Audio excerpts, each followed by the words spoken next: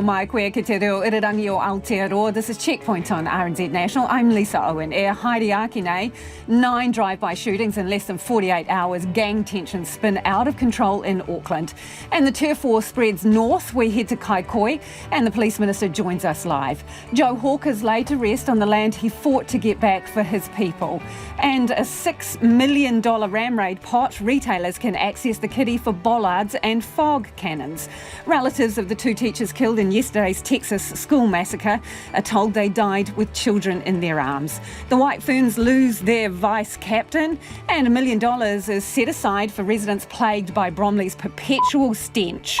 Some residents think the office stinks. RNZ News at 5. Ahi Māori, I'm Evie Ashton. The police believe an Auckland man was fatally attacked as he walked home.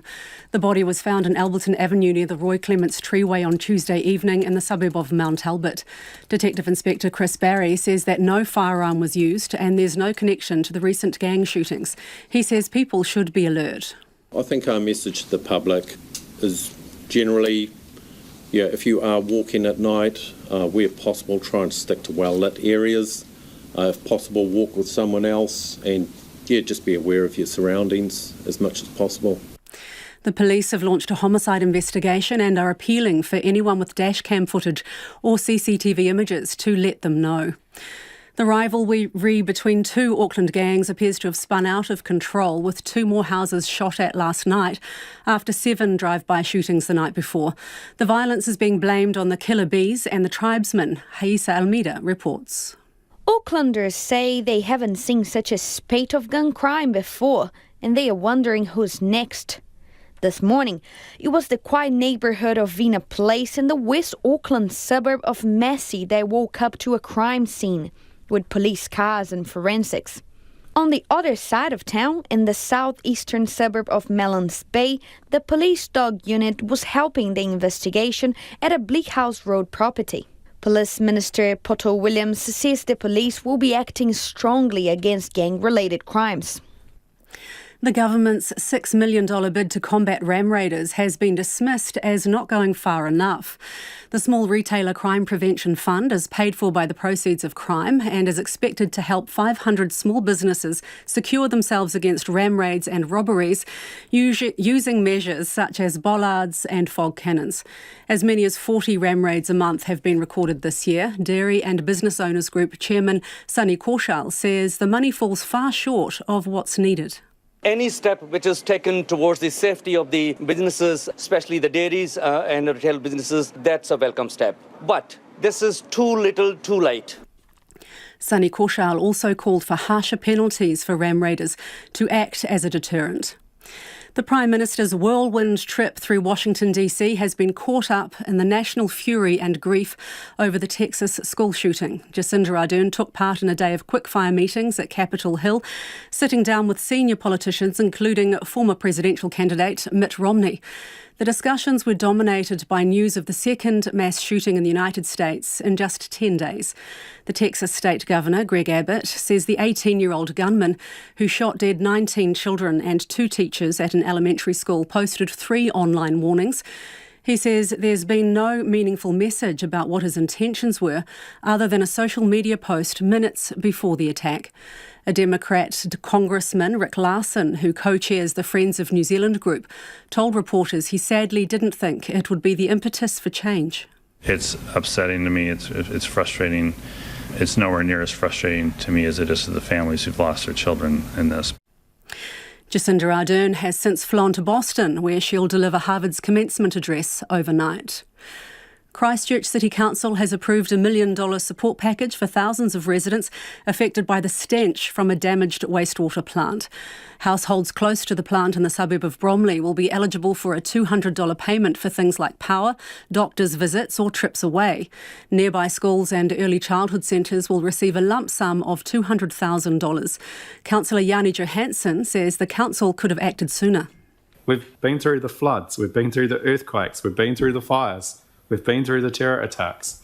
This city has had huge experience in dealing with disaster, unfortunately, and there's a whole bunch of lessons that we've learnt from those things that we now must apply to this.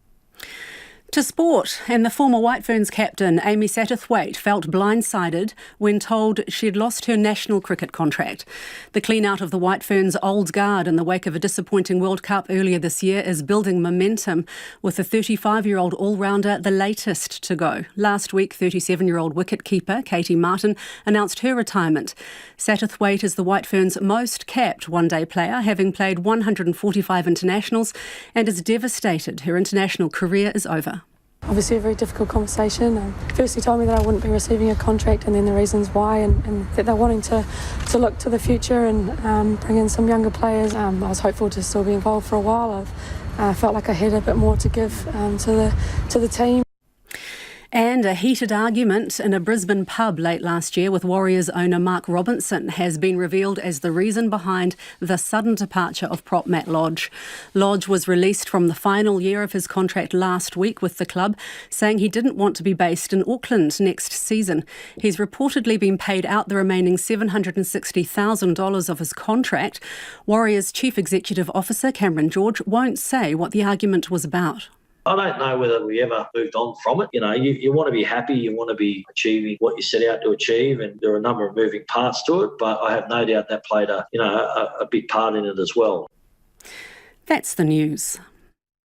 More details emerge on the Texas school shooting. Several police officers were shot. The gunman barricaded himself and just started shooting children and teachers that were inside that classroom, having no regard for human life. The Prime Minister is questioned about gun reform. I can only reflect on our experience, but I believe change is possible, even on the most difficult of political issues. And President Joe Biden says never again. As a nation, we have to ask, when in God's name we do what we all know in our gut needs to be done.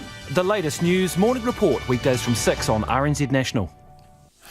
You're on Checkpoint with Lisa Owen next. Right now, the short forecast from Met Service to midnight Friday. For Northland, Auckland and Coromandel Peninsula, fine spells and isolated showers, some heavy in Auckland today.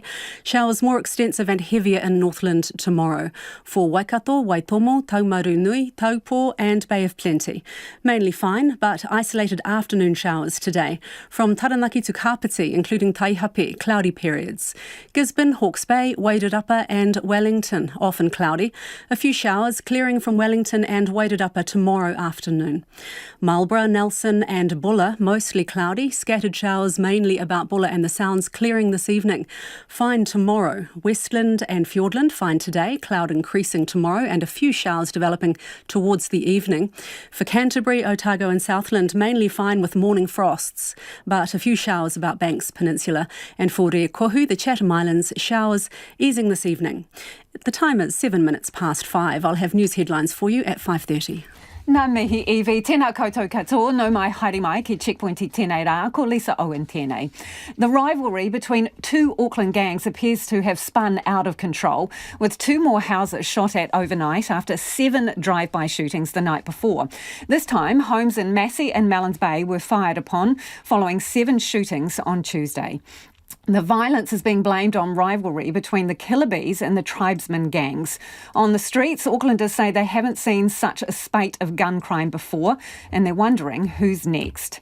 Haisa Almeida reports. The quiet neighbourhood of Massey in West Auckland woke up to a crime scene this morning. Just heard the bang, about 7 shots. It wasn't a car backfiring, or wasn't fireworks, it was definitely shots. In the eastern suburb of Mellons Bay, residents say the number of shootings in the past week is what worries them the most. We heard the gunshots last night. We assumed that's what they were. It's worrying because it's happening too much. Yeah. They say the rise in gun crimes is especially frightening for local families. Well, it's obviously very scary for people living in the area, especially, if you've got young children, and it's becoming happening too often. This neighbour contacted her family right after hearing the shots. It made me concerned enough to ring my daughter and say, can you pick him up from school at Mellons Bay? Because I didn't want her walking past. Police Association President Chris Cahill says the gun violence stems from a years-long rivalry between the tribesmen and his former feeder gang, the Killabees. He says while police have seized a record number of firearms, It will take a long time to get back on top of armed crime. Without a doubt, police have to be out there doing the search warrants, stopping the vehicles, searching them and getting the guns, and they are doing that. I mean, police have seized a record number of firearms. But as I've said many times before, that genie's got out of the bottle and there's so many firearms out there that it's going to take a long time to get back on top of that. His biggest concern is the gangs could end up confronting each other in a shootout. It's a matter of getting these people together to agree that this is out of control. They're putting themselves at risk, their farm at risk, and the communities at risk. I mean, it's very concerning for these communities that these houses are getting shut up. Police Minister Poto Williams says the police will be taking more action against gang-related crimes. It is now time for police to step into the enforcement and suppression space much more forcefully with gangs. Poto Williams says police will be working at pace to make sure gang war doesn't get any worse. And the gang turf wars spread beyond Auckland to the far north town of Kaikoui. Police there say they've seized a pistol and meth in a vehicle stop, and there's now a heavy police presence in the town. It follows an all-out brawl between rivals and what locals describe as drive-by shootings. Well, joining us now is Far North District Councillor John Vucic. Kia ora, John. What's been happening in your town? Kia ora. Is it you, Lisa? It is, John. It is pretty well as you reported. There have been one or more incidents. I actually only know of the one in the early hours of the morning where there was a drive-by shooting. The police, I might add, have been very good. They've actually increased their presence here, and there is now police guaranteed to be here overnight, and they're remaining in the town. So that the locals are very pleased about. So thank you to the police there. So, John, how does town look different then? Have you got officers on the street? Are they armed? I don't believe they are armed. I can't really answer that, but I haven't seen any evidence of that myself. And then, but certainly they'd be concerned. So, how does it look different? Not much, to be honest. Business is carrying on as per normal. Remember that this is really just an extension of what's happening in South Auckland. So it's been happening in a few places, and it's been targeted. It's a gang rivalry, essentially. Between who and why? Targeted. What can you tell us about that, John? Who's in town, and why have they got a beef with each other? From what I understand, the killer bees were involved, as you know, with South Auckland, and their parent that set them up, and this goes back 20 years, they're breaking away from that. So I don't know the full details, and so I can't really go into that. So there's the rivalry. It's patch rivalry, I would say. But just so you're clear, there is no. That's all that's happening. They're not targeting the public in any manner. But of course, the public are very concerned. And that doesn't make it any better, does it, John? That they're just targeting each other. No, it doesn't make it better, but it does indicate that we have a gang problem which needs to be addressed. And so you touched on it there, but can you talk to me in a bit more detail about how locals are feeling about the situation? Well, the locals are very concerned. We're pleased that the police are doing that, but they are very concerned, and they are doing a number of things to try and address that as they are able. There is, for example, the businesses are very concerned. They're looking at cameras. They're putting in cameras. This is happening over a time. And what else can they really do? There are a number of issues that resulted in us being in this space, and that's really what needs to be addressed in the longer term. So, what are the number of issues that have led you to this space, as you put it? Well, if you look at the town, it's a very young town. It's got I think in the latest census has probably gone up. It's got the median age of 29, so half the population is below 29. It's probably the youngest town in New Zealand. It's got a high deprivation, one of the highest, and a lot of youth as a result with very little to do. They're coming from homes that are struggling in various ways. You've got drugs involved. You've got alcohol probably, and various other social issues that are actually involved. So they are not really getting the support they actually need. So that's been happening over a while. It's not just happened, at once, so to speak. Really appreciate you joining us, John. Thanks for your time. That is John Vucic, who is on the Far North District Council. It is 14 minutes past 5. Kia mau tonu mai. Stay with us. You're listening to Checkpoint on RNZ National. Ko taku manuhiri inai ko Poto Williams, the Police Minister, joins us now. Minister, is gang violence on the rise? There's definitely, at the moment, some absolutely distressing things happening, particularly across Auckland. And, I've reached out to the Commissioner to express my deep concern for these issues and have sought assurances that the police are getting on top of this. So my question again is gang violence on the rise? Because it's not just in Auckland, as we just heard there, it's in Kaikooi as well. When we look at the evidence, when we look at the numbers, it shows that we're actually getting diminishing rates of serious crime. However, when things like this occur, it means that police must pull out all the stops to deal with it. And, 10 or so shootings over the last couple of days is completely distressing, and the police need to resolve these matters so that our communities feel safe. How many arrests have been made so far in relation to these shootings? So the update that I got just before I was travelling this afternoon was 2, but I want to put that in context of the police making sure that they investigate these properly and that the prosecutions that they make absolutely stick so we can get these people off the streets. So 9 drive-by gang-related shootings in 2 nights in Auckland. It sounds like they've taken control of our biggest city, have they? No, I dispute that. I know that the police are working diligently to get on top of this. It's an issue that has been bubbling away between the 2 gangs for some time. We had some very successful intervention with the community leaders working diligently alongside police for many years. There is something that's going on within this environment right now that has caused this particular spate of. So what is it specifically, Minister? Because you're talking about deals that were brokered in the past. So in the here and now, what specifically has caused this to kick off again? Well, I'm not entirely sure, but we are talking about some tensions that have escalated to the point that this has happened. There's been some speculation that I've heard. I can't confirm those details. All I know is that police are working diligently to get on top of this. So the Gang Intelligence Centre, did they warn that this was coming down the pipe? I can't confirm that, Lisa. Have you asked?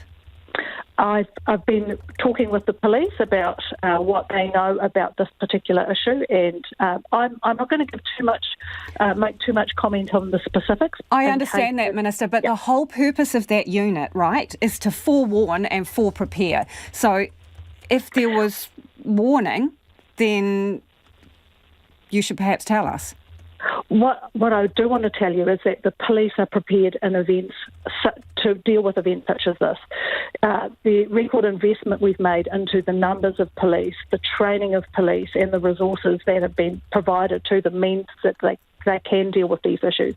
9 or 10 significant events like this happening at once means that the police have to work diligently to make sure that they investigate these properly and that they make those prosecutions stick. The fact that they happen, Minister, the fact that they actually happened and were carried out suggests that the system is not working. So Labor promised 700 additional police specifically for organised crime in districts with gang issues. Have all those 700 officers been added to those specific units? No, they haven't. We have. Why not? We're not just dealing with organised crime here. We are dealing with gangs and we're dealing with firearms. Well, gangs are organised crime, aren't they, Minister? And the 700 officers were specifically tagged to organised crime and gang-related issues. So why haven't they all been deployed yet? Can I be really clear? We are well on the way to getting our 1,800 extra police. So how many of the 700? So how many of the 700 have been deployed? 350 for organised crime. Now, so only half. They do not come from the front line, Lisa. They have to be trained. Working in organised crime is a really specialised, important job. Let's put this in context, we're delivering 1,800 extra cops. What we are doing as a government is rebuilding a police workforce that was much diminished under the national government. Okay, I understand your position on that. What has happened to the Al Capone approach that Stuart Nash signalled, which was to hit gangs on the small things, to look for tax evaders, benefit fraud, to get them on any charge you could? How effective has that been, and how many gang members have been charged using that tactic? I want to point to a couple of things. Operation Towhiro, which ran for a year, which was successful in taking 1,600 weapons off the street. But that's done now, isn't it, Minister? So I'm asking about now. No, it's not. Making about 1,500 arrests. From that intel, the development of Operation Cobalt, which is much more about enforcement and suppression. And also so has Operation Cobalt started, Minister? It is the extension of Towhiro, but it uses enforcement and suppression. So has it started in its own right? As far as I know, Cobalt is now, because Towhiro has finished, Cobalt is now the operation. But it's not the only thing happening. So it has started, Operation Cobalt. Minister, this is really important. Has it started or hasn't it? What I want to say, Lisa, is that it's not the only thing that is happening in this space. We've understand that, but I'm asking you really specifically about something that you are saying is part of the solution. That's right. In the interests of transparency, has Operation Cobalt actually started? We are transitioning from Towhiro into Cobalt, and that will be about enforcement and suppression. On top of that, extra resources, Minister, or just redeployment of resources into Operation Cobalt? On top of that, $94 million that was announced in our budget announcement, which is specifically for gangs and targeting gangs, and also to stop people getting into gangs in the first place. Thank you for joining us this evening. That is the Police Minister, Poto Williams. Homai o whakaro, we would love your feedback. Nō reira, anei na kaupapa mō te hōtaka nei. Are we doing enough to combat gangs? Interested in your feedback on that, specifically if you live in the areas that have been hit recently. And we'd love to hear from you if you're in Kaikooi. Tell us what is going on up in your neck of the woods. Text me, Pātui Mai 2101, tweet us at Checkpoint RNZ, or you can email checkpoints@rnz.co.nz. The Prime Minister found herself drawn into the national outpouring of grief and anger in the wake of the Texas shooting. Jacinda Ardern has had a day of high-level political visits on Capitol Hill in Washington, D.C., where all attention was on the tragedy at an elementary school in Texas. Our political editor, Jane Patterson, was there and she filed this report. It is such a pleasure, Prime Minister, to join in welcoming you to the United States. In what's being described as the political equivalent of speed dating, Jacinda Ardern had one meeting after another, talking to, among others, former presidential candidate Republican Mitt Romney and senior Democrat Chuck Schumer. Still reeling from the Texas shooting attack, the American politicians each expressed their devastation at the loss and in some cases made the case for law reform.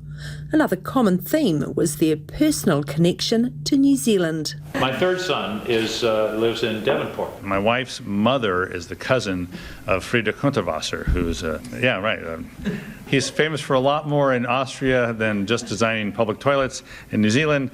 My mother is Australian, which is close by. Welcoming Ms Ardern at the first photo op of the day, Democrat Senator for Georgia John Ossoff first reflected on the immense pain caused by the actions of the gunman. There's no feeling like it. And the agony that the parents of children slaughtered in their school in Texas must be feeling right now is unfathomable. Adding his voice to the calls for action. We have to reform our laws to keep weapons out of the hands of killers, and we have to heal our national soul. Ms Ardern offered her perspective, having led the country through the aftermath of the March 15th shootings and the subsequent law changes. If there is any message that I can share from that and take what you will from it, I believe change is possible. Democratic Congressman Rick Larson is the co-chair of the Friends of New Zealand caucus. He's an advocate for gun reform, but even today was offering little hope for a substantive law change. I don't think it will be, sadly. It's upsetting to me. It's frustrating it's nowhere near as frustrating to me as it is to the families who've lost their children. And a question to Utah's Republican Senator Mitt Romney, who's reportedly received around $13 million US from the gun lobby group NRA, about whether he'd support any changes to firearms law. There are some gun reforms that I support. I think the red flag laws that a number of states have put in place are good ideas, and we'll be pursuing those. But even as Ms Ardern was asking about New Zealand's response, there were more overnight drive-by shootings in Auckland. Do we have more work to do? Yes, we do. But I was more than happy to answer the questions that different representatives had on our experience. While discussions about the shootings and gun reform were grim, one particular part of the day was a highlight. Probably my favourite today was one of the representatives who raised that they were aware of the Hundavasa toilets in Kawakawa because their wife was a relative of Hundavasa. Now, when someone has such an experience or at least knowledge of New Zealand that they can name a notable bathroom, I thought that was fantastic. Tomorrow is the prestigious event this trip was planned around, delivering the commencement address at Harvard.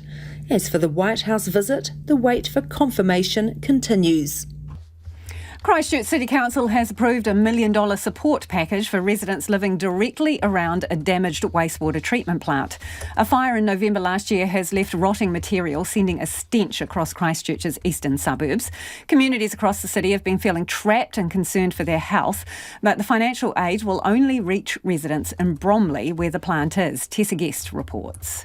Council's decision to provide financial support couldn't come soon enough. Community Board Chair Alexandra Davis told today's meeting residents are reporting health issues including severe headaches and nausea and concerns for their children. Children are not attending school due to parents having to keep them at home because they are so sick. Most shockingly, it has come to light that some children have been having seizures that until recently have not been a health issue. Bromley resident Mike Williams labelled it a watershed moment. This is a decision about a community, the Bromley community, and this decision you make today will have a long-term effect on these residents, potentially for 5 years. The $1 million fund aims to alleviate some stress, with $800,000 being allocated to 3,380 residents. Each household is eligible to $200 for things like power, doctor's visits, or a trip away. The council won't force anyone to spend it in a specific way. Only a proof of address will be required to claim the cash, available from Monday.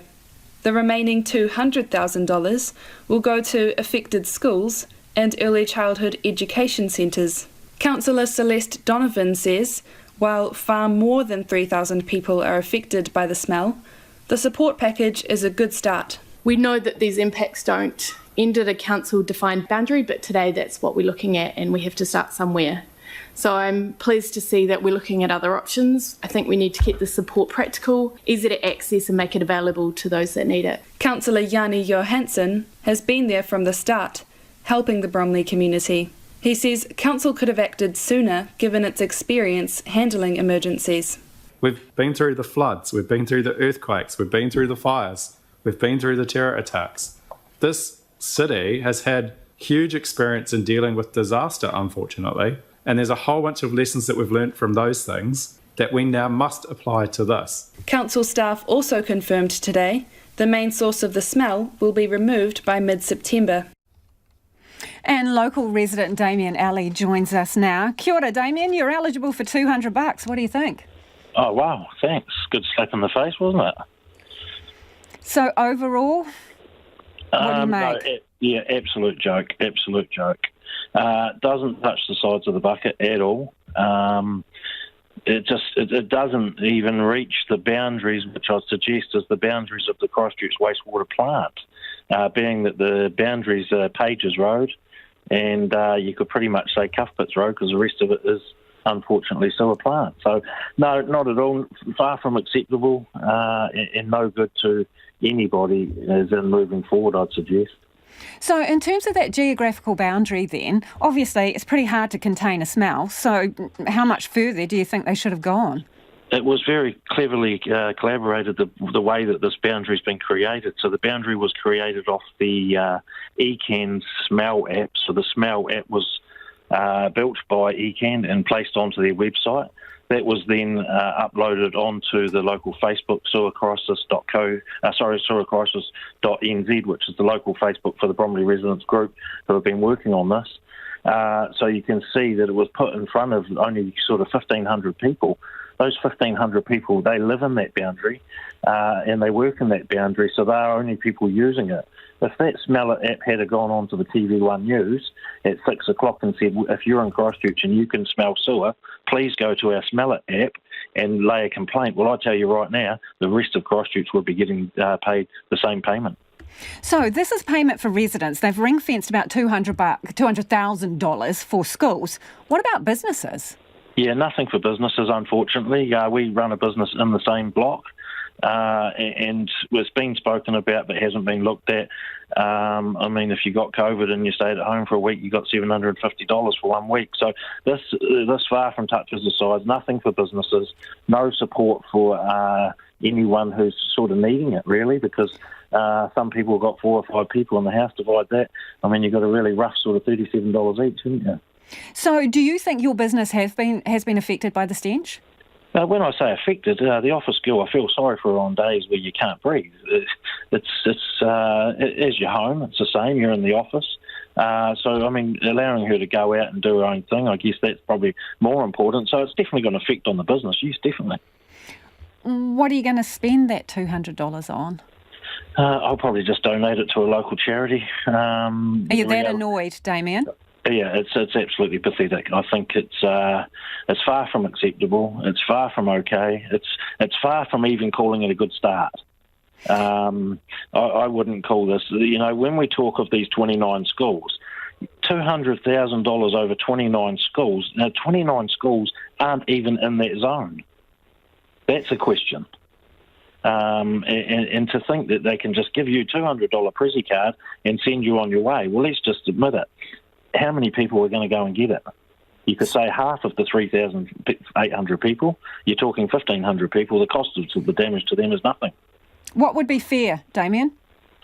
It's in the 200 million, I'd suggest, is the actual problem. As I've been saying from the word go, the issue is far from just the $200 needed. The cars that are rusting out, the paint that's falling off people's houses, the well-being and the health of the people is probably more important.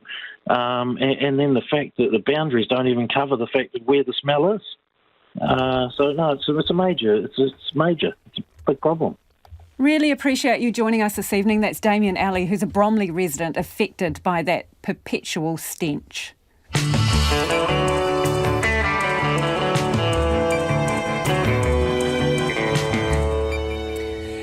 Kia ora, e te iwi e haere ake nei e a checkpoint. More details emerge in the Texas school shooting. The humble disruptor Joe Hawke is laid to rest on the land that he fought to get back. And Central Otago's cycle trails are on a roll. Next stop, 600 kilometres of linked up tracks. Humai o whakaaro. Would love your feedback on anything you've heard on the programme this evening. Love to hear from you if you're in Bromley getting that $200. What are you going to spend it on? Is it enough?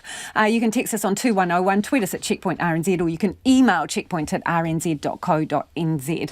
It's that time of the evening again. Headlines. Ko Evie amo tēnei. Thanks, Lisa.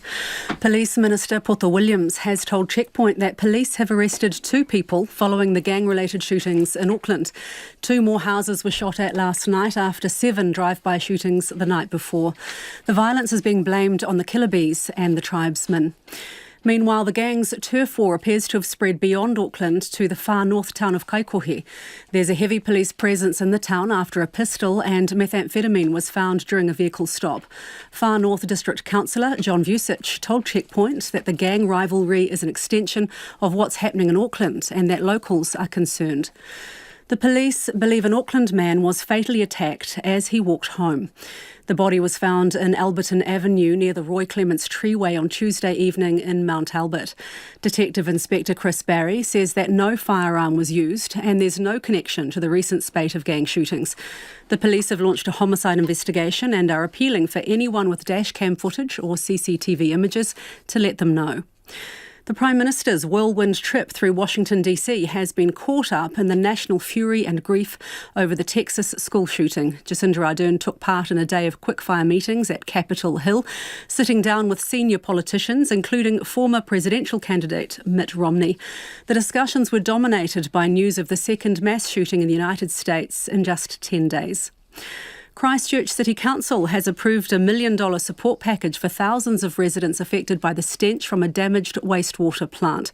Nearly 4,000 households will be eligible for a $200 payment for things like power, doctor's visits or trips away. Emergency services are responding to a serious crash on the Hawke's Bay Expressway, the main highway between Napier and Hastings. Those are the headlines. Our next news and weather is at 6. Kia ora rā e hoa. No mai, hoki mai. This is Checkpoint. Ko Lisa Owen tēnei. It is time for the business news. Ko taku hoa e Nai ko Nona Peltier, who joins us in the studio. Wow, getting crowded in here, isn't Nona? Let's talk about Main Freight, right? The global transport company. It's reported a record profit. What did it make? And is this down to sort of COVID and people ordering online and all of that stuff? But an 89% increase. That's not small, that's for sure. $355.4 million, and that's an enormous profit.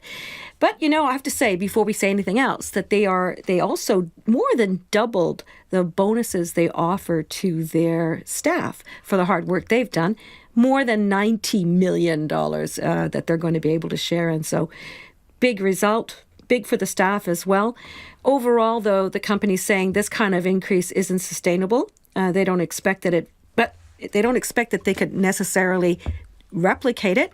On the other hand, they have no idea where things are headed because there's so much uncertainty in the world with shipping, supply chain constraints, the Ukraine war, inflation. You name it. And, of course, COVID. Did I mention that? Yeah. So what drove this whopper? Well, just margins, demand.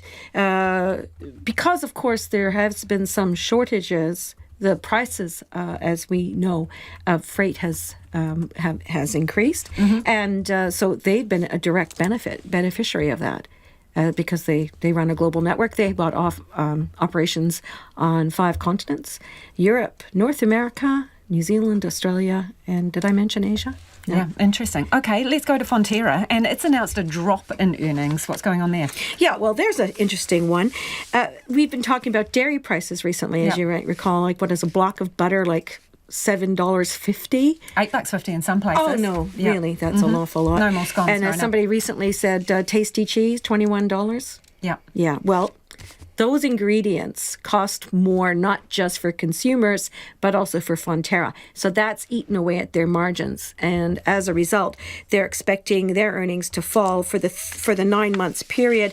They were down 20% to, $825 million. That was their underlying earnings. That's $134 million more, actually. So that's how much it's cost them, these additional ingredients. However, they also announced the forecast milk payout, which was a record. It's the biggest forecast payout they've ever come across. $9 is where they're expecting that to land. And they haven't adjusted the payout for the season just passed, which is also near record there at somewhere between $9.10 and $9.50 a kilo of milk solids. So overall, it's kind of a mixed result for Fonterra for that 9-month period. For farmers, it means big money. For Fonterra, that big money translates into higher costs of ingredients. That cuts into their margin. So it's kind of a mix. But overall, the market didn't seem to be too bothered by that. And the share price rose nearly 0.5% today. As well, for Main Freight, 1.3% increase. It was higher earlier, but I guess it moderated a bit because they didn't give a guidance on where they expect. And that's something we're seeing from other big companies. Any of the companies that seem to have benefited from COVID are afraid to say where things might land just because they don't know. And for the rest of the market, Nona? The index fell 0.2%. That's a top 50 index, and that's what we saw in Asia. And that's mostly because of the concern about interest rates and inflation. 71-point drop to 11,103. And the New Zealand dollar lost some of yesterday's gains following the announcement of the official cash rate increasing. So we are at 64.6 US cents, 91.3 Australian, and 51.4 British pence. Thanks, Nona. Ka kite. Nona Peltier there with business news. A few $1 million to help small retailers secure themselves against ram raiders and robbers. The government's made a long-awaited announcement about how it will support victims of crime. It's being labelled a welcome start, but too little, too late. Our reporter Jimmy Ellingham and camera operator Marika Habazi have more. The Chartwell Food Centre in Auckland is exactly the sort of shop the $6 million Small Retailer Crime Prevention Fund is designed to help. It's been ram raided and robbed and could be a candidate for bollards or fog cannons, courtesy of the fund. We know these ram raids and burglaries are incredibly distressing for small business owners, and that's why we've acted quickly. We've heard the concerns of small businesses being targeted. That's Police Minister Poto Williams touting the boost for small retailers to protect themselves from ram raiders and criminals who see them as sitting ducks. It is expected that an estimated 500 premises will likely qualify. Most will be spread across wider Auckland, but others in Hamilton, Wellington, Christchurch and other centres. This is not a one-size-fits-all approach. In some cases, council consent or other approvals will be required before things like physical barriers or bollards are put in place. The fund, paid for by the proceeds of crime, was welcomed by Retail New Zealand's Greg Harford. It's expected to help 500 small retailers. Waiting in the wings at the announcement was Dairy and Business Owners Group Chairman Sunny Korshall.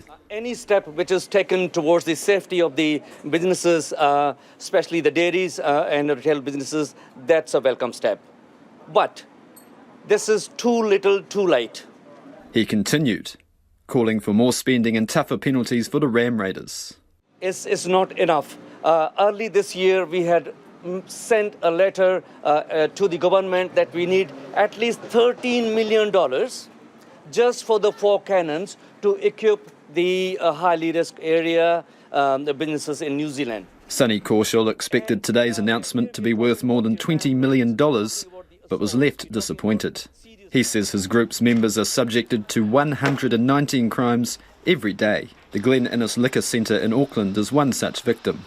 Owner Rashvinder Singh says nothing was taken in a ram raid a few weeks ago, but the damage could take months to repair and will likely push up his insurance bill. So pretty bad at the moment, We are losing so much business. Like 2 weeks before, I got a ram raid, and after that, my shop was closed for 3 days, and it lost me business. Rashvinder Singh says he doesn't feel safe at work, but isn't sure what more can be done on top of the new fund.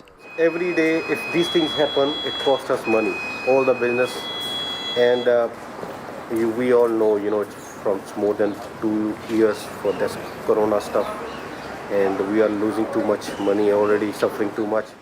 Back at the Chartwell Food Centre, owner Gurdeep Basra says criminals need to be stopped before they strike. I think this extra support will definitely help, but we need to look at the law as well.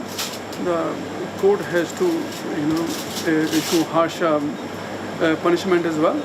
I think those offenders are deliberately using underage people to commit these sort of crimes, so they know they can get away with it and they won't get a harsher punishment. So they need to look at this, around this, how to handle this. So it's a start, but unless the number of ram raids reduces, small retailers are left looking over their shoulders. And if you were listening to that story from Jimmy and Marika on radio, do check out the video. We'll put the full story on our webpage. The leader of the Bassian Point Takapara Whau occupation has been laid to rest on the land he fought to get back for his people today. Joe Hawke, who was 82, died on Sunday. Mani Domlop and our cameraman Nick Monroe were there today.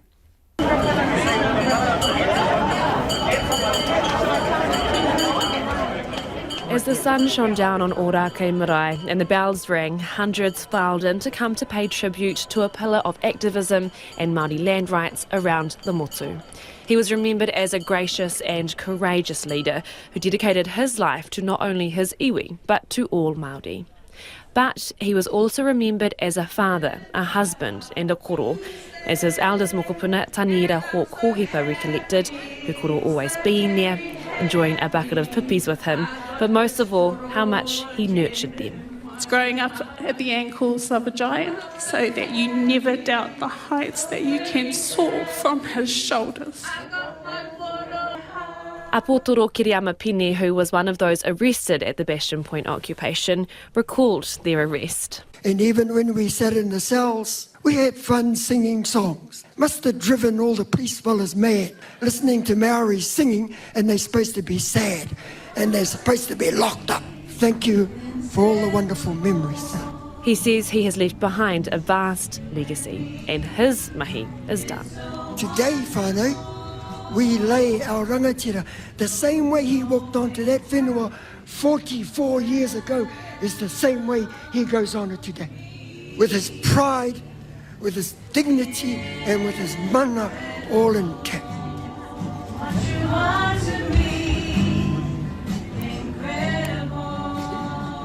The acting Prime Minister Grant Robertson thanked his whānau for sharing him with the world and called him a kaupapa man who will be in our history books. When we come to this land, to Takaparawhau, we come humbled. In 2023, every New Zealand student, every young person in Aotearoa will start to learn Aotearoa's histories, finally. And when they do, they'll learn about Joe Hawke. His brother Alec Hawke spoke of their time at the occupation, a humble disruptor with a simple message. We were landless, we had nothing to lose, and we stood by him. He drew a line in the sand and said no more to those who had trampled on our rights. Not only our rights, but for the rights of every Māori up here in the country. He had one simple message: give our land back.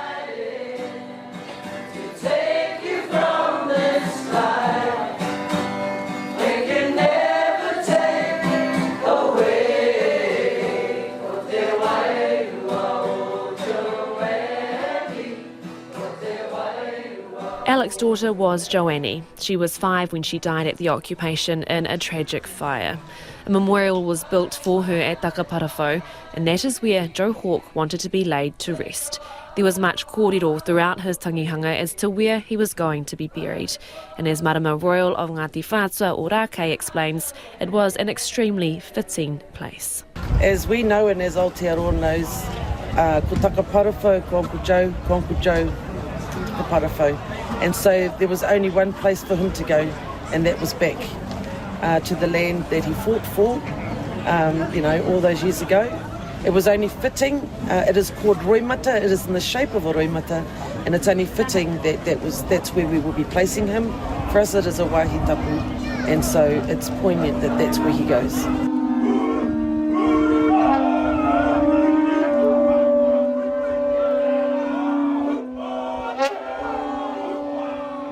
As he was carried to his final resting place, the ocean sparkled, the haka, karanga and tears echoed throughout the whenua.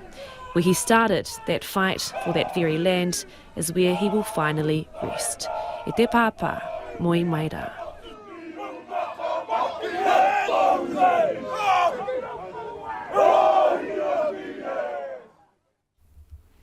And the video filmed by Nick Munro will be on our website. It is 12 minutes to 6. You're with Checkpoint on RNZ National. White Ferns vice-captain Amy Satterthwaite has been dropped by New Zealand cricket. The decision has left her teammates in shock. The 35-year-old was told she wouldn't get a White Ferns contract next season as the national selectors turn their focus to younger players. As Felicity Reid reports, the decision means Satterthwaite has called time on her international career. A hard-hitting all-rounder, Amy Satterthwaite, believes she had more to give the White Ferns. The former captain made her international debut in 2007 and became one of the most prolific batters in women's one-day internationals. She also holds the record for New Zealand's best T20 international bowling figures, with 6 for 17 against England in 2007. Satterthwaite was told days ago she'd be left off the central contract list a decision she says was tough to take. It was made pretty clear that obviously I wasn't getting a contract and also not really part of their immediate sort of future plans. So I guess, probably 2 or 3 years ago I would have fought for my position in the team and tried to make a comeback, but the stage that I'm at with my life at the moment, it sort of felt the right time to step away. Satterthwaite took time out from the game in 2019-20 season to have her daughter Grace with wife and fellow White Fern Lea Tuhuhu. She will continue to play domestic cricket for Canterbury. Satterthwaite's international retirement follows that of 37-year-old wicketkeeper Katie Martin as the White Ferns' old guard move on after a disappointing World Cup earlier this year.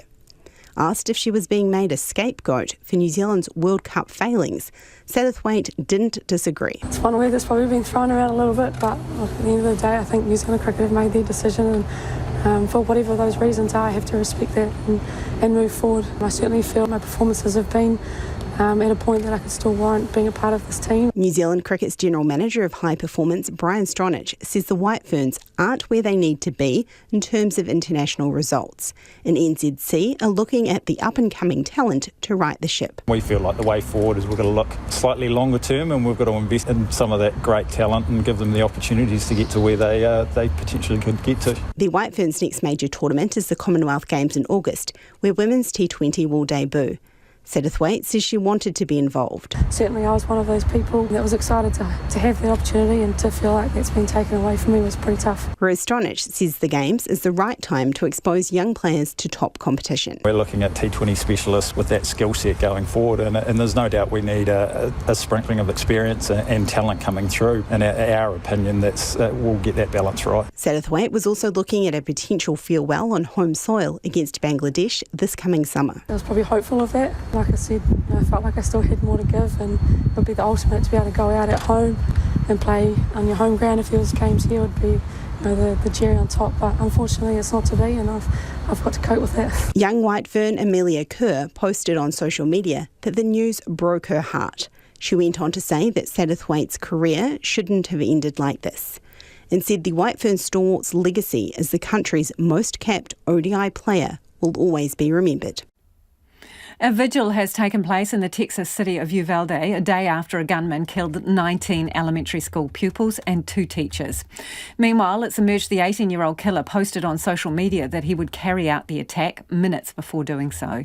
Democrats are under pressure to force a vote in the Senate on gun control, and President Biden is challenging the country to combat the power of the gun rights lobby in the US. Here's the BBC's Sarah Smith. The heartbreak is painfully apparent for parents, families and neighbours. It must be the worst news anyone can hear. Young children killed in their own classroom. As the police responded to the shooting, parents had to wait to discover if their children had survived or been shot dead. Javier Lopez was 10 years old, as was Ellie Garcia. Children from other classrooms were evacuated by police while the shooter was still inside. Luque Lupa's 8-year-old son was unharmed and doesn't understand what happened in his school yesterday. Your son doesn't know that there was a shooting in the school? He's just acting like a regular day at school. I mean, the regular kid. How are you going to tell him what happened in the school yesterday? Well, the only time, when time comes. Have friends of his been killed? Yes. You'll have to tell him that as well. Yes. It'll be heartbreaking for you as well as for him. Exactly. The gunman, 18-year-old Salvador Ramos, lived locally. Police have no idea why he did this or if it was pre-planned. He crashed his car outside the school, emerged carrying a semi-automatic rifle. Unfortunately, the suspect managed to get inside one of the classrooms and barricade himself, where he started to shoot not only at officers that were responding, but also inside the classroom.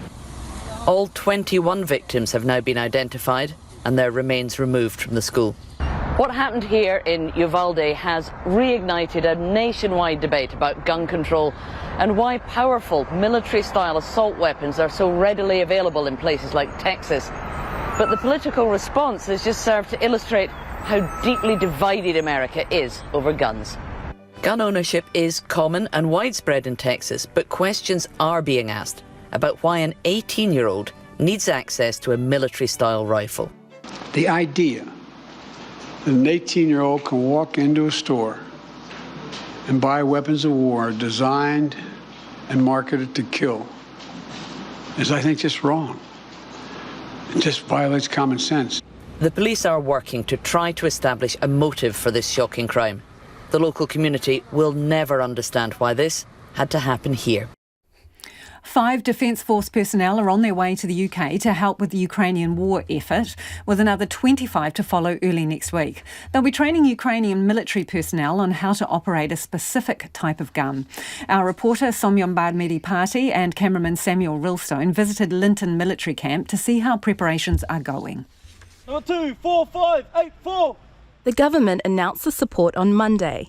Each round of training will take a week, with the New Zealand team asked to help until the end of July. Commanding Officer Lieutenant Colonel Dean Girling says the soldiers have a range of experience. From the gunner rank, so the lowest rank within 16 Field Regiment, up until Major, so one of the battery commanders.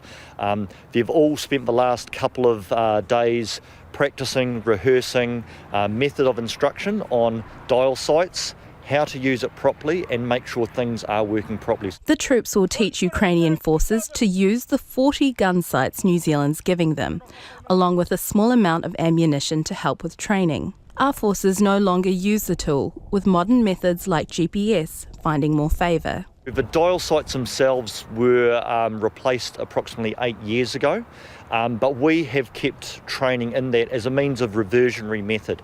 The technology we use now uses GPS and gyros to make sure we know where we are on Earth and where we're pointing in direction as well. The commander says one of the reasons for the quick deployment is the language barrier. He says the New Zealand force needs to make sure the interpreters understand the technical side of gunnery so they can translate this for the Ukrainian soldiers. Of course, the big question is what the soldiers who have their boots on the ground think of it all. How are the soldiers feeling about going over? Really excited. When we started looking at this, there were a number of hands went up across the regiment of wanting to deploy.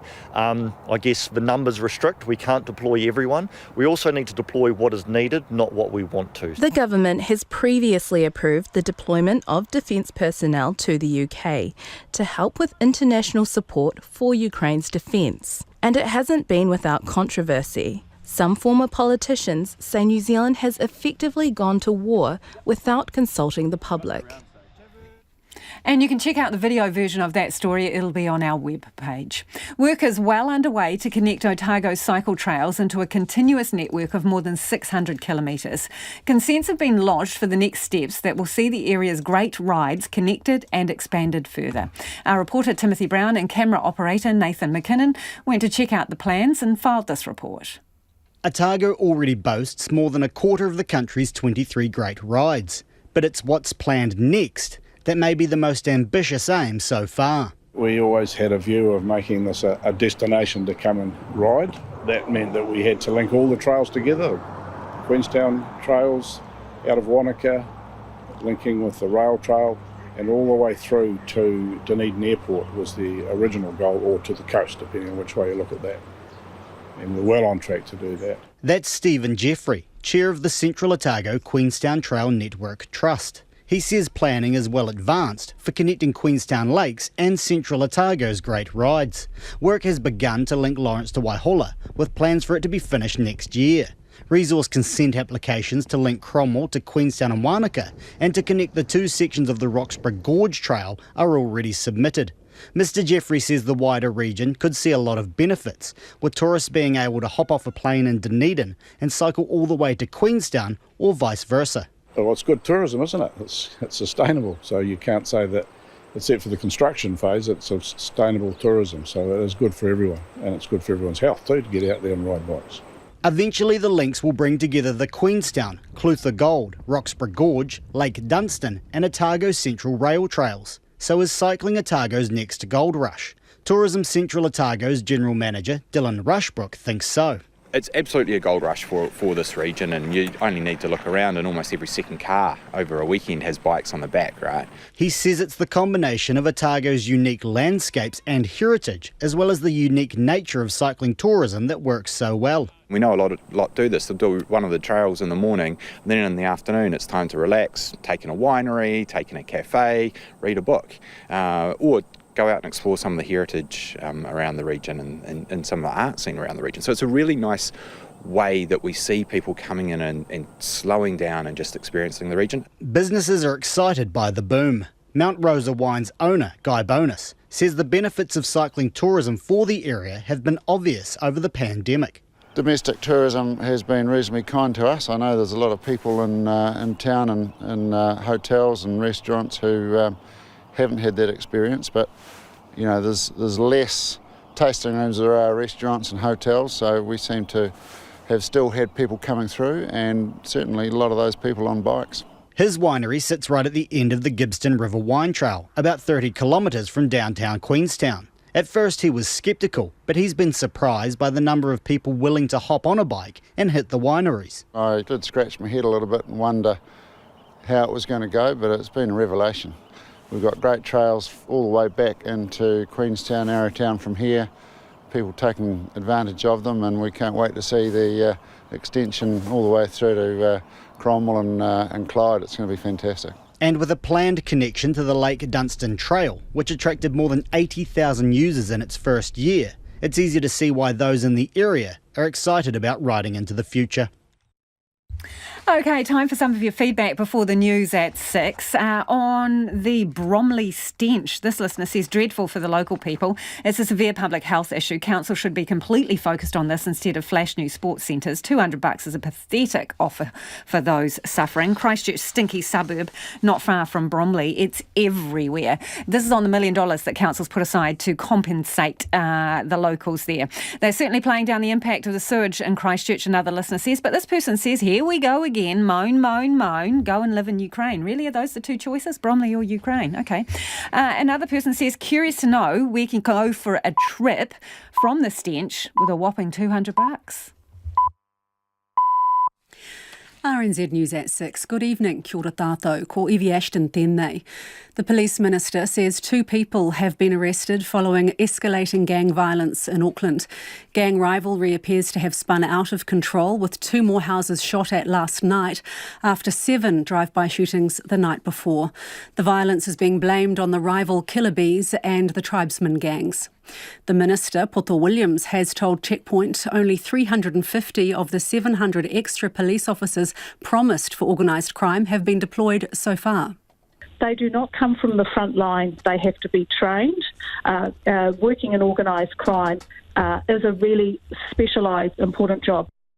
Poto Williams wouldn't say definitively that a planned police crackdown on gangs called Operation Cobalt has begun. The gang turf wars spread beyond Auckland to the far north town of Kaikohe. There's been an all-out brawl between the killer bees and the tribesmen and what locals describe as drive-by shootings.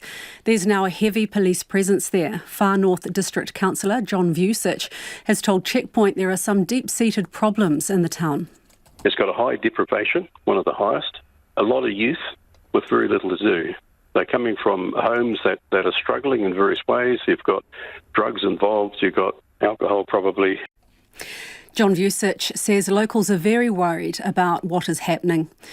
The police believe an Auckland man was fatally attacked as he walked home. The body was found in Alberton Avenue near the Roy Clements Treeway on Tuesday evening in Mount Albert. Detective Inspector Chris Barry says that no firearm was used and there's no connection to the recent spate of gang shootings. He says people should be alert and stick to well-lit areas at night. The police have launched a homicide investigation and are appealing for anyone with dashcam footage or CCTV images to let them know. The commander of the New Zealand troops being sent to help the Ukraine war effort says one of the reasons for quick deployment is the language barrier. Lieutenant Colonel Dean Girling says 5 Defence Force personnel from the 16th Field Regiment are already on their way to the United Kingdom, with another 25 to follow next week. He says it's important for the soldiers to arrive as soon as possible. We will be instructing in English. We need those interpreters to understand the technical side of gunnery and what we're doing, so the interpreters can understand what they're translating to impart that knowledge to the Ukrainian forces as well. As well as 30 staff to train Ukrainian military personnel on how to operate 105mm light field guns, New Zealand is sending 40 gun sights and a small amount of ammunition.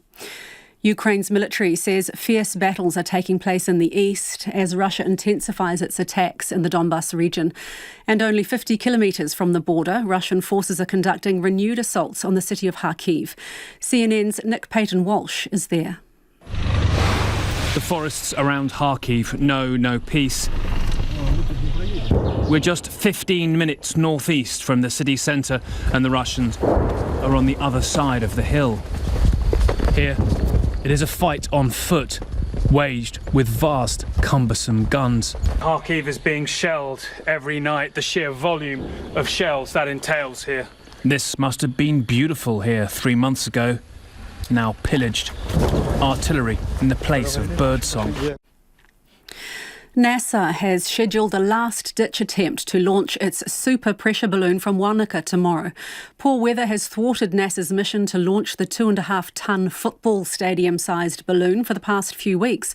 NASA's Balloon Program Office Chief, Debbie Fairbrother, says the sixth and final launch attempt is planned for tomorrow morning. Liftoff is scheduled for between 8 and 11:30. Ms Fairbrother says the NASA team will pack up its 2022 Wanaka campaign if the launch is unsuccessful. The public won't be allowed at the airport, but the balloon will be visible for kilometres. And it's hoped work on the next connections between Otago's cycle trails will begin this year. When completed, a continuous 600-kilometre network of trails will link Queenstown to Dunedin. Work to connect Lawrence to Waihola has already started, and consents have been lodged to link Cromwell to Queenstown and Wanaka and to connect the two sections of the Roxburgh Gorge Trail. Central Otago Queenstown Trail Network Trust Chair, Stephen Jeffrey, says he's hopeful work will begin in the Roxburgh Gorge by the end of this year, with the Cromwell connections to follow. We always had a view of making this a destination to come and ride, and that meant that we had to link all the trails together, and we're well on track to do that. Stephen Jeffrey says it will be a huge asset when complete. That's the news. Tonight on Nights, gore aficionado Denver Grinnell is sitting by the campfire for his latest horror session. Former Fur Patrol guitarist Steve Wells joins us from Paris on the eve of the release of his latest single. Our Changing World goes for a forest walk in downtown Hamilton, and structural engineers Michelle Grant and Lisa Oliver explain what the government's climate policy means for new buildings on Nights with me, Brian Crump, after the news at 7 on RNZ National. You're back with Lisa Owen on Checkpoint shortly. Right now, the short forecast from Met Service to midnight Friday. For Northland, Auckland and the Coromandel Peninsula, fine spells and isolated showers, some heavy in Auckland today. Showers more extensive and heavier in Northland tomorrow. For Waikato, Waitomo, Taumarunui, Taupo and Bay of Plenty, mainly fine but isolated afternoon showers today. From Taranaki to Kapiti, including Taihape, cloudy periods. Gisborne, Hawke's Bay, Wairarapa and Wellington, often cloudy. A few showers, clearing from Wellington and Wairarapa tomorrow afternoon. Looking at Marlborough, Nelson and Bulla, mostly cloudy, scattered showers mainly about Bulla and the Sounds, clearing this evening and fine tomorrow. For Westland and Fiordland, fine today, cloud increasing tomorrow and a few showers developing towards the evening. Canterbury, Otago and Southland, mainly fine with morning frosts, but a few showers about Banks Peninsula. And for Kohu, the Chatham Islands, showers easing this evening. It's 6 minutes past 6. I'll have news headlines for you at 6:30. Kia ora rā e ho, no mai hoki mai. This is Checkpoint, ko Lisa Owen tēnei. 2 people have been arrested after a spate of drive-by shootings in Auckland, according to the Police Minister, Poto Williams. Police have laid the blame for the shootings, along with several frightening incidents in the far north, squarely at the feet of 2 gangs.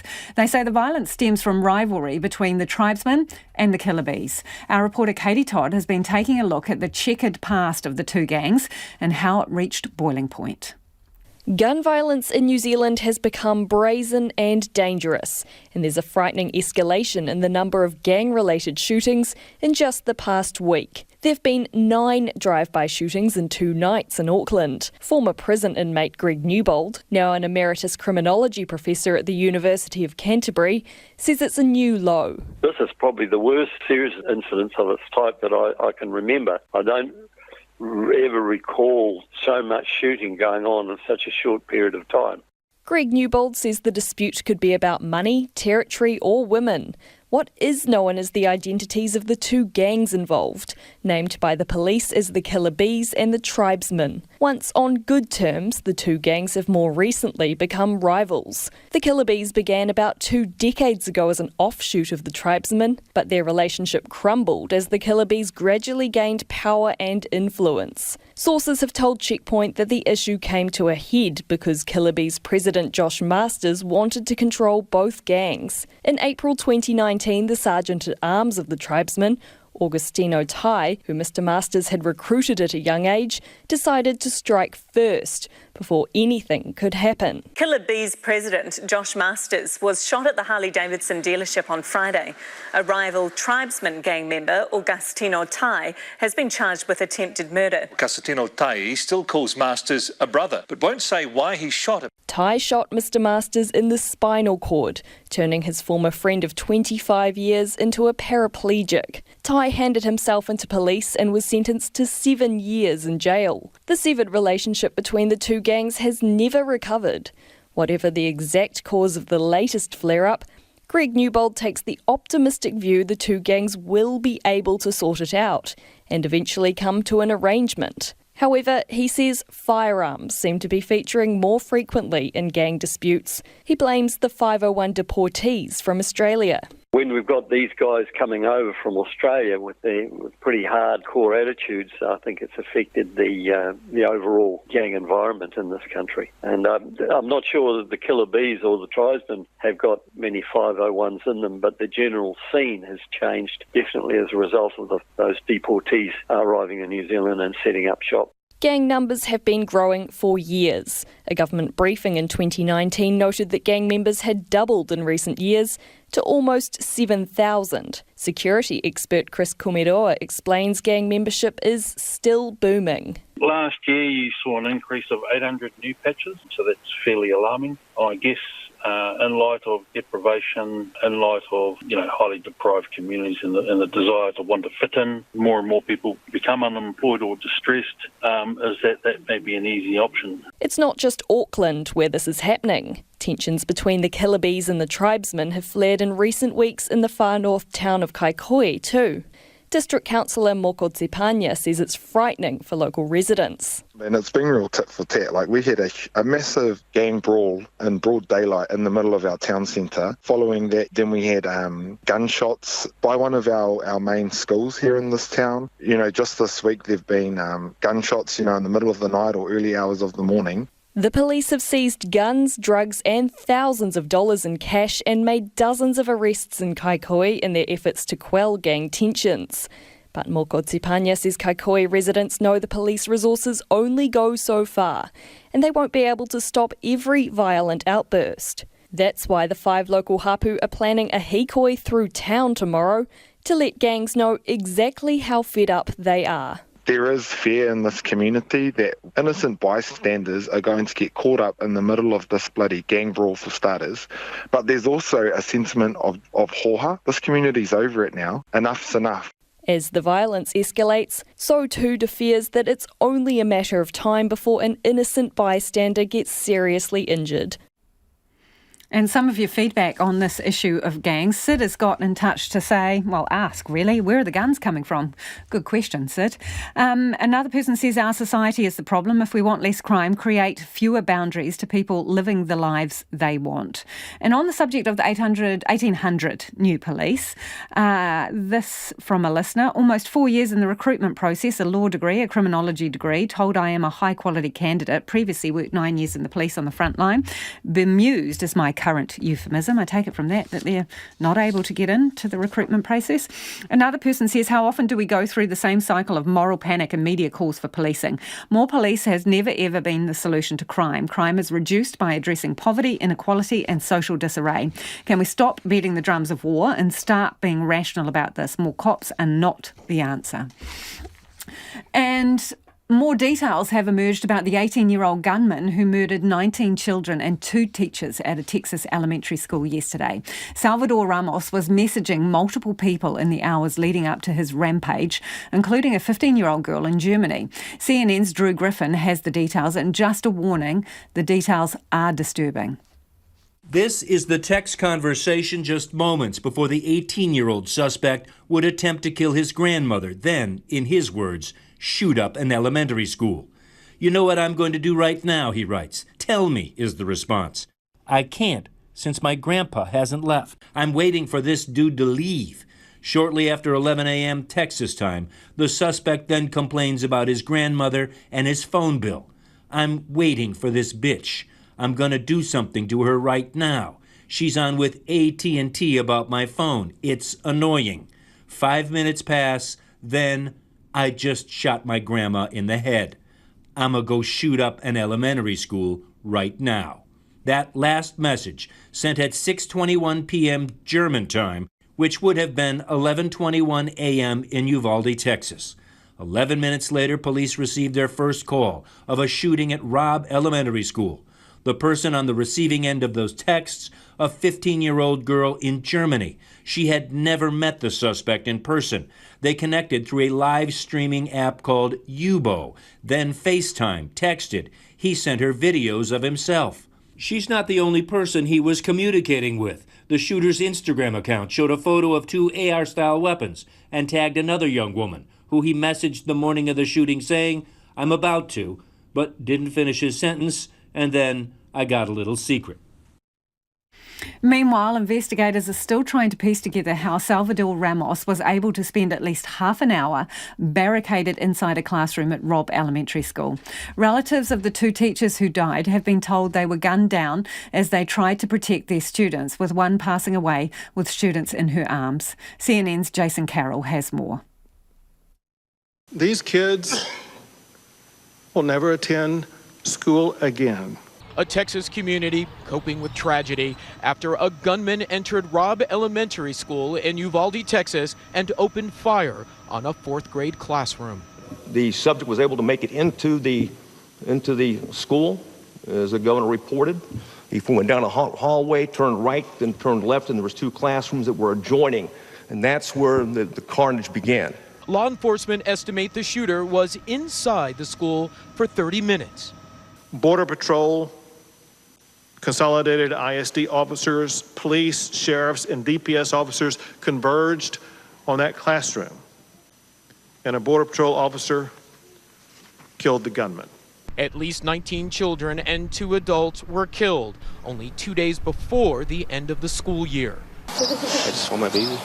Felix and Kimberly Rubio had just been with her daughter, Lexi, at the elementary school minutes before the shooting that claimed her life.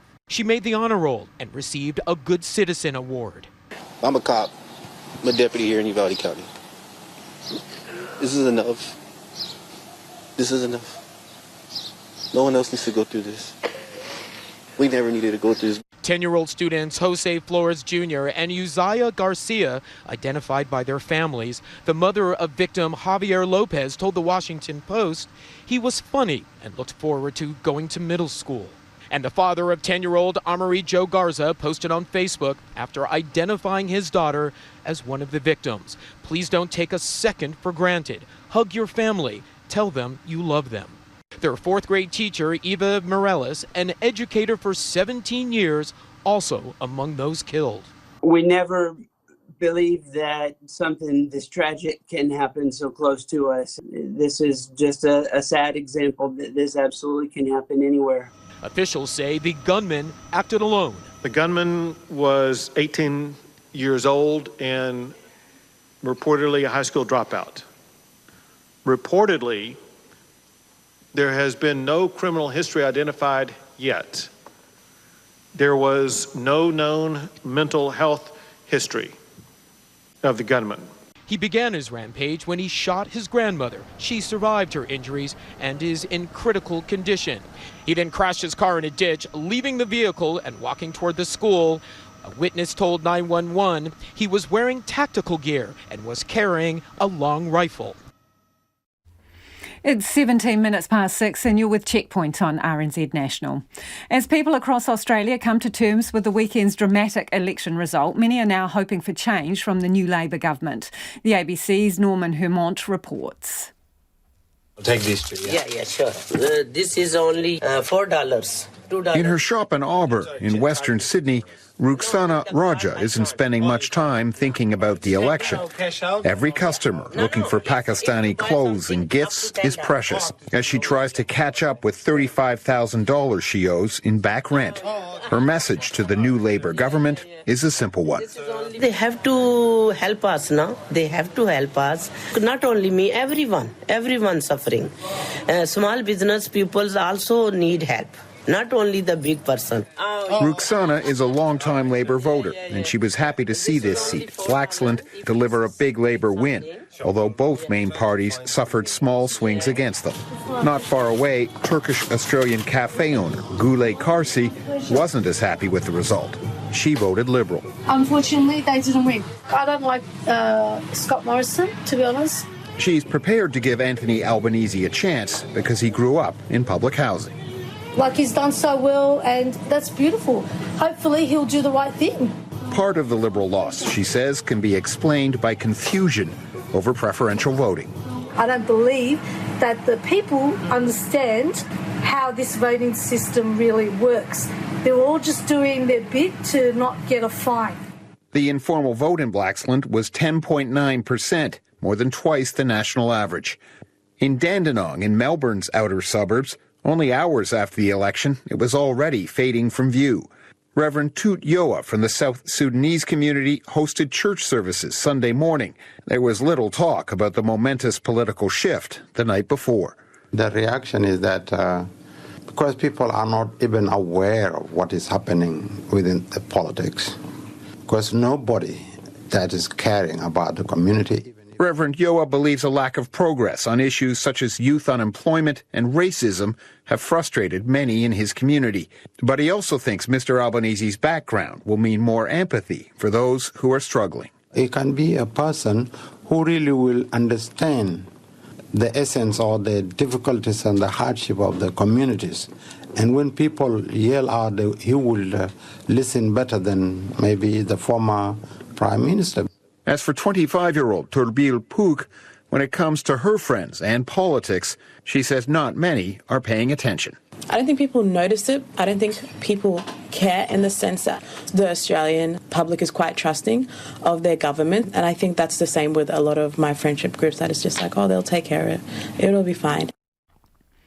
In the UK, Boris Johnson has again insisted he'll remain as Prime Minister, despite the bitter and painful judgment of a report into parties held in Downing Street during lockdown.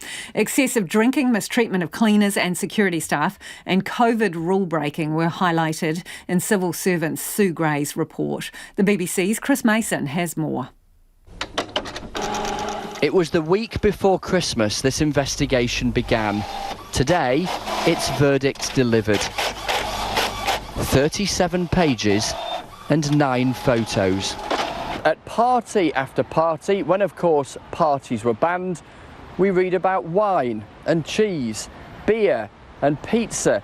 On pages 15 and 16, an event with a karaoke machine, excessive alcohol consumption, one person being sick, a minor altercation, a fight between two people, people leaving in the middle of the night. And on page 13, a reference to that do where people were encouraged to bring their own booze.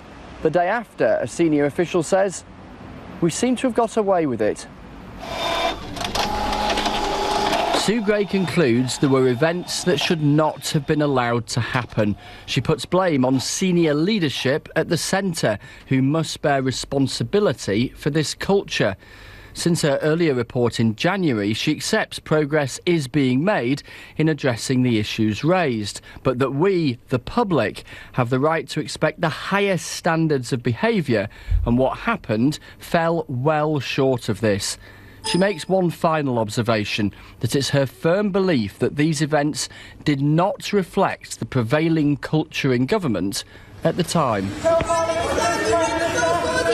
The Prime Minister had a few hours to digest what the report said this morning before addressing MPs at lunchtime. I take full responsibility for everything that took place on my watch. Sue Gray's report has emphasised that it is up to the political leadership in Number 10 to take ultimate responsibility, and of course I do. Sue Gray investigated 16 events. The police looked at 12. Fines were issued at 8 of them. The Prime Minister showed up at 9 of them. For the first time, we have pictures published today of the one both he and the Chancellor were fined for, a mid-afternoon gathering to mark Mr Johnson's birthday in June 2020. The report also includes these images from a leaving do. The Prime Minister said turning up at events like this was an important part of his job. I briefly attended such gatherings to thank them for their service, which I believe is one of the essential duties of leadership. Sue Gray was also told of multiple examples of officials being dismissive and rude towards some of the Number 10 staff. Frankly, Mr Speaker, I have been appalled by some of the behaviour, particularly in the treatment of the security and the cleaning staff. And I would like to apologise to those members of staff. I'm trying to explain. And he insisted he'd changed his team and how they work and wanted to get on with governing. I am confident with the changes and new structures that are now in place, that we are humbled by the experience and we have learned our lesson. Labour's leader himself, alongside his deputy, currently under police investigation for breaking COVID rules, repeated that Boris Johnson must resign. It's time to pack his bags. Only then can the government function again. Only then can the rot be carved out. Only then can we restore the dignity of that great office and the democracy that it represents. And other party leaders also focused on the Prime Minister's character. Truthfulness, honesty and transparency do not enter his vocabulary. It is just not part of his way of being, and it speaks for the type of man that he is. Can the Prime Minister look the British people in the eye and name one person, just one person, he cares about more than himself? Tobias Elwood. And this Conservative critic of Mr Johnson posed this thought for fellow Tory MPs. A question I humbly put to my colleagues is, are you willing, day in and day out, to defend this behaviour publicly? Pfizer says it will sell all its patented drugs and vaccines at non-profit prices to the world's poorest nations. The US drug giant estimates more than 1 billion people in 45 countries would be helped, with several in Africa the first to benefit. The BBC's Naomi Grimley reports. Like the HIV/AIDS crisis before it, the COVID pandemic has highlighted huge health inequalities, including access to drugs. Pfizer was criticised for rolling its COVID vaccine out to wealthy countries first, so this latest plan is designed to redress the imbalance. 23 patented Pfizer drugs will now be available at cost in 45 low and middle-income countries, such as Rwanda, Malawi and Ghana. It will include not only its COVID vaccine and its antiviral Paxlovid, but also key drugs for cancer and rheumatoid arthritis. Pfizer's chief executive, Albert Bourla, said this new agreement had been informed by the difficulties of the global vaccine rollout. Unfortunately, there exists a tremendous health equity gap in our world that determines which of us can use these innovations and which of us cannot. With all we have learned and accomplished over the past 2 years, the time is now to begin closing this gap even more. The president of Rwanda, Paul Kagame, said Pfizer had set a new standard which other pharmaceutical companies might emulate. But some campaigners aren't so impressed. The People's Vaccine Alliance said it was too little too late for the millions who died while Pfizer made record profits.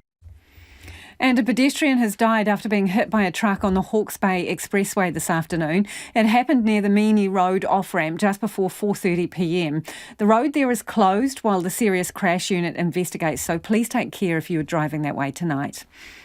Kate Moss, one of the world's best-known models, has given evidence in the court case between one of Hollywood's biggest stars, Johnny Depp, and his ex-wife, Amber Heard. He's suing Ms. Heard for $50 million for an opinion piece she wrote in which she described herself as a victim of abuse. Ms. Moss, a former girlfriend of Mr. Depp, was asked about an allegation that he pushed her down a flight of stairs. The BBC's David Silito reports. Would you please state your full name for the record?